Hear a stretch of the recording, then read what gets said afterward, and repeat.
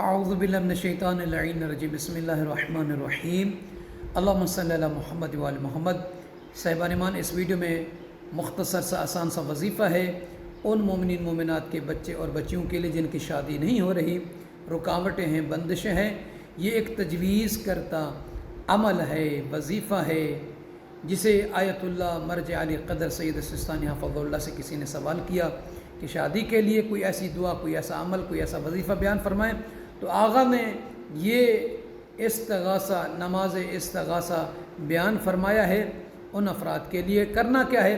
سب سے پہلے جس کی شادی نہیں ہو رہی وہ وضو کرے، وضو کرنے کے بعد 2 رکعت نماز پڑھے، نیت کرے گا کہ 2 رکعت نماز پڑھتا ہوں قربتاً الی اللہ، یہ پڑھتی ہوں قربتاً الی اللہ۔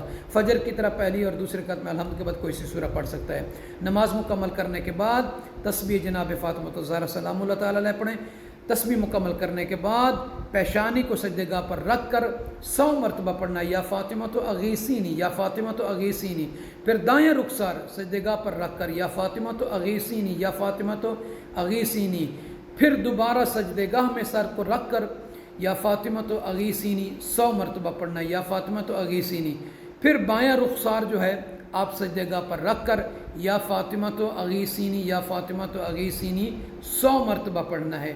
پھر بائیں رخسار کو اٹھا کر پھر پیشانی سجدہ پر رکھ کر جو ہے 110 مرتبہ کہنا ہے یا فاطمہ تو اغیثینی، یا فاطمہ تو اغیثینی۔ جو لڑکا جو لڑکی اس طریقے سے یہ 2 رکعت نماز پڑھ کر جناب فاطمہ الزہرا سلام اللہ تعالیٰ علیہ اس کا واسطہ دے کر، وسیلہ بنا کر، استغاثہ کر کے خداوند عالم سے دعا مانگے گا، اللہ تعالیٰ اس کی شادی کے اسباب عطا فرمائے گا۔ اگر رکاوٹ ہوگی، رکاوٹیں دور ہوں گی، اور کہیں رشتہ نہیں